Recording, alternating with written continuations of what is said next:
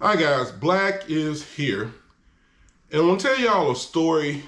It's kind of an old story, but it's a story on one of the reasons why I can't stand mechanics. I can't stand auto repair shops. I try to fix everything on my cars myself so I don't have to deal with mechanics. I guess this was back in maybe 2000. I had an 89 Ford Mustang. It was 2.3 4-cylinder 5-speed manual transmission. Right. When I bought this car used, and I didn't notice it at first, but after I had it for a while, I realized the rear end was going bad. It had a roaring noise. And I had this car 2-3 years, had it for a while, and it got worse and worse and worse. And I was afraid that the rear end was going to lock up one day and cause me to have an accident or something. So I decided to replace the rear end before it got to that point.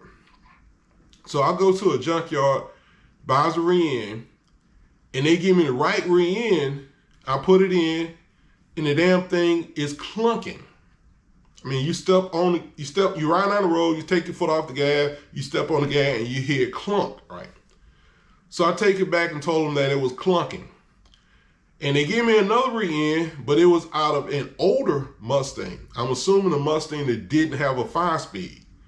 And it was geared kind of tall. And I didn't notice at first, right? I didn't notice. I put the rear end in, it wasn't making a noise, it wasn't clunking, so I was happy. But it looked a lot older on the outside, but it worked fine. So for some reason, I didn't really notice the takeoff because the car was slow as hell anyway, so I didn't really notice the lack of acceleration, right? Anyway, so what I did notice was just say I'm riding, even back then, I drove with cruise control on all the time. That's how I kept from getting speeding tickets. I always had the cruise control on. So, I had the cruise control set at 70 miles per hour, and when you go up a hill, the car have to step on, the computer, whatever, have to give you more throttle to keep the car going at 70 miles per hour.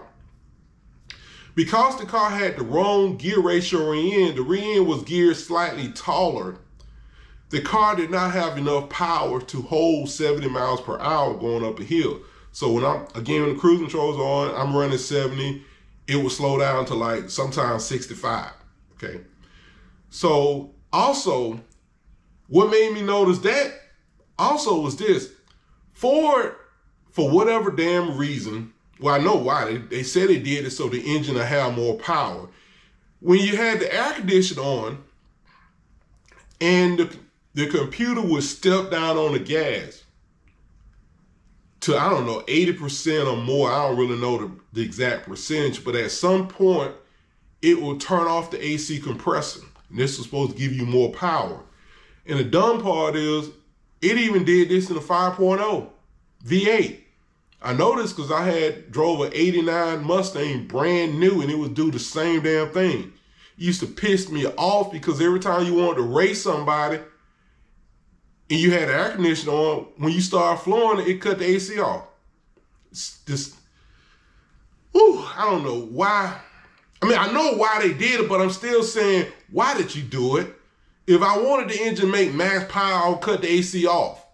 But anyway, that's what it would do with my Mustang. It would turn off the AC. So I guess I was young back then. I didn't know a whole lot about cars. It never occurred to me it was the rear end at first. So I'm thinking, well, maybe my catalytic converter is bad, right? And it's starting to restrict the flow of the exhaust, right? And I knew the catalytic converters was bad, and I left that part out. When I first bought the car, I bought it at I think it's Credit City in Forest Park on Jonesboro Road. I don't think they're there anymore. It might be there. I don't know. I don't know if they're still there or not. Anyway, it's called Credit City. Well, I bought the car used, and I knew the car would not pass emission because if you pull up to a drive-through with the window down, or even if the window up, and you left the car idling, the fumes would choke me. So I knew the car wouldn't pass emission. But they, I guess, cheated. Somehow they cheated the emission, and they gave me the paper. They told me, oh, come back in a few weeks or whatever, we're going to give you an emission paper. They gave me an emission paper. It was a crooked emission paper because the car, like I said, the exhaust stink. Well, anyway, the next year, when it came time to pass, the car wouldn't pass emission. So I took it to a precision tune guy I knew, and he passed the car for me for like $75, I think, or it might have been $150. It doesn't matter. That's not important. Well, anyway, so again, the engine losing power going uphill. So I'm thinking it's a bad catalytic converter. So I take it to this muffler shop, and this guy used to deliver auto parts to. I delivered auto parts to him. And I'm thinking that because I deliver auto parts to this guy, he was going to cut me some slack, right? Wrong. This was in Alpharetta, Georgia. Actually, Roswell, Georgia. Close enough. And Roswell, Alpharetta, Georgia, those folks up there, they are smiling in your face and all this, but I don't really think they care much for black folks. And this was back in 2001, so it's probably even worse now. But anyway, I thought this guy was going to cut me a deal, right? And also, I took it to him. I didn't tell him to replace the catalytic converters. I asked him to check them to see if they were working. Because I saw something on TV, they said if you took a heat gun and you check the temperature before the catalytic converter and you check the temperature after the catalytic converter, if the temperature is hotter after the converter is working, if it's damn near the same temperature, they're not working. Well, I don't know that he know this or not, but instead of checking them, he went ahead and replaced them. And it came with two or three. No, I think it came with two catalytic converters, two of them. He took the two off and put one, said it was a heavy duty catalytic converter. Charged me, I think it was $270. And back then, $270 was a lot of money. To me in 2000, that was a lot of money. I was mad as hell. Because this did not solve the problem either. The car still didn't have no power going uphill.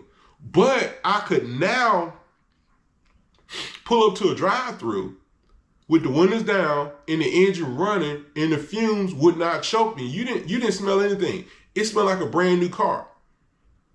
So in a way, he screwed me, but in another way, he forced me to do something that I should have done, right? But anyway, how about the next year, when it came time to get an emission, the car passed emission. And from that, and the funny part is it passed emission every time after that. So that car lot cheated me.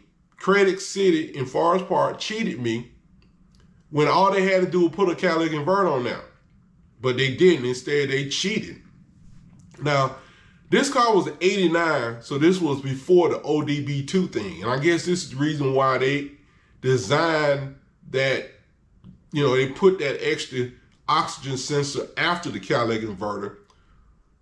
So to help people know, to help the mechanics know when the catalytic converter needed to be replaced. You have the questions, the comments, leave them. Dre, y'all have a good day.